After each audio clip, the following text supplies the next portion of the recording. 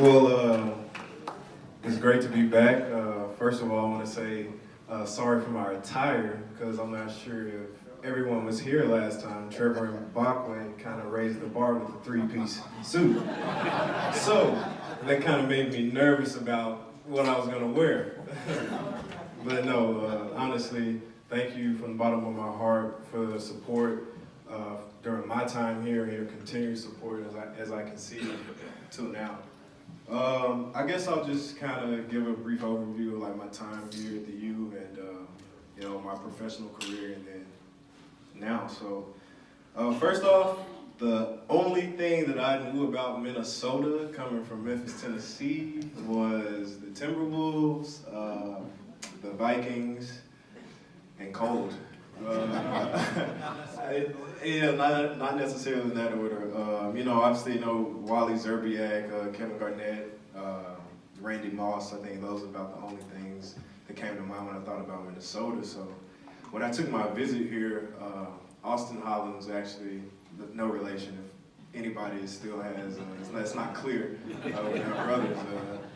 He actually was my host when I came down here, and I think this was my third or fourth visit, and after I left, I knew this was where I wanted to attend.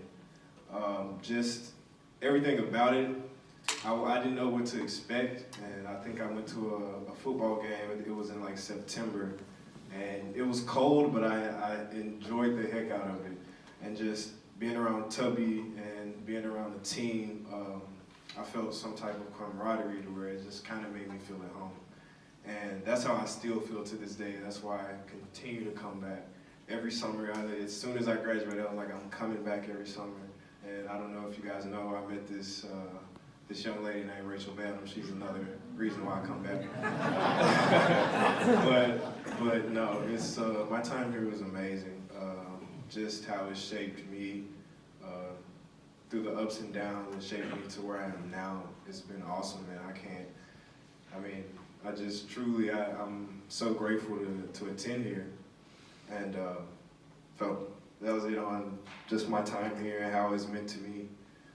So after I graduated in 2015, I started playing professionally overseas. The NBA didn't work out. I didn't get drafted. I went undrafted, and I had 5 NBA workouts. I worked out with the Wolves here. I worked out with the Grizzlies, the Clippers, the Lakers, and the Jazz.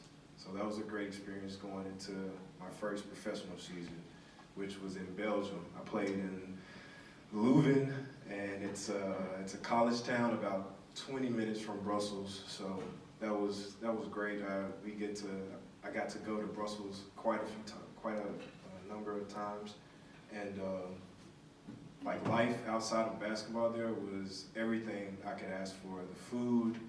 There was no language barrier. Everybody spoke English because it was a college town. And, just transportation was great. I actually had a little electric car, a Peugeot. It was very small, but it got the job done.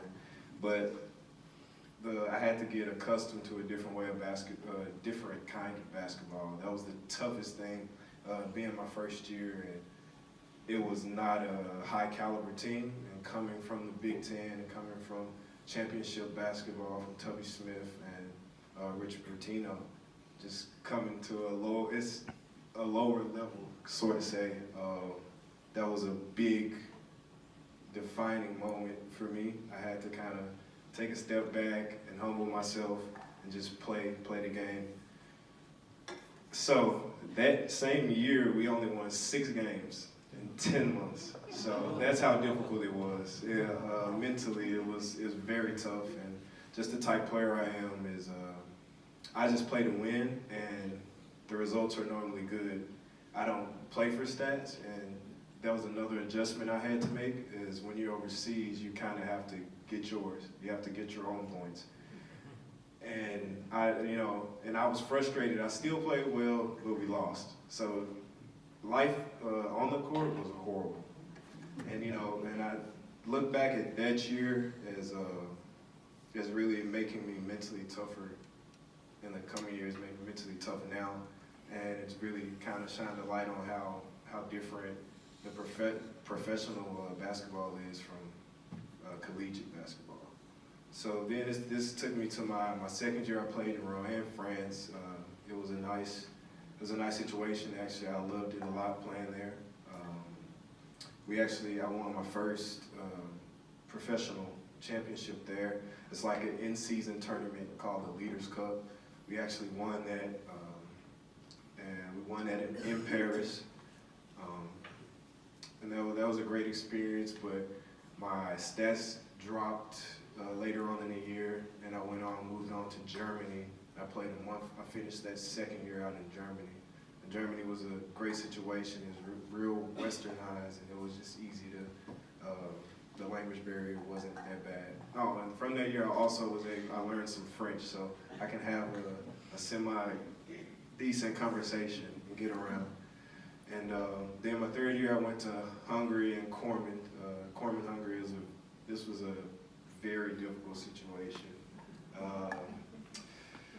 It was a town of 10,000 people, so it was one road that went through the entire town, and the gym was 2 blocks away from my apartment, and then we ate at like 3 different spots around the city. So it's literally gym, apartment, restaurant, and that's it. We were like 3 hours from Budapest and 2 hours from Vienna. So when we got a little bit of time off, we would frequent Vienna actually quite a lot. So, but on the court, we played international play. Traveled all different places. I had a pretty good season. We ended up finishing 4th. We made it to the playoffs, and then during the playoffs, I did something bad. I got injured. I injured my Achilles, and I continued to play. Like I said earlier, I just played to win. So throughout anything, and it's another thing I have to learn. This is another teaching point that I had to learn is I have to take care of myself first, even though it's a game. And I continued to play, and it sidelined me for my summer. I just rehabbed, and last year I went to 3 different teams in 4 months. So I started in Lithuania, I went to Helsinki and Finland for 2 weeks, and then I finished in Sweden actually with, I don't know if you guys remember Andre Matthew. I played with him from 2013 to 2015, so our junior and senior year I played with him. So we played together in Sweden for about a month, and then I actually took a couple months off to get to take a mental break and a physical break from it all, from just the whirlwind of traveling from here to here to here, and just being kind of written off. So that brings me to now. I haven't played in a year, over a year now, and it's given me time to really sit back, and it's given me time to look at what I want to do in life, look at what I've done in the past, and kind of use that to see what I'm passionate about now. And I'm still training. My career's not over. I want to make sure I'm 100% healthy before I go over there.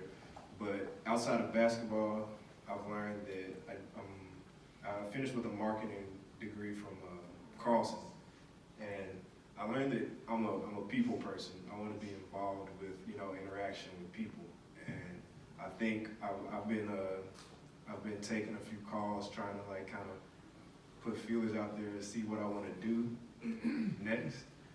And it's an exciting time because I'm very competitive, and I just it's given me a chance. This time I was giving me a chance to really find myself.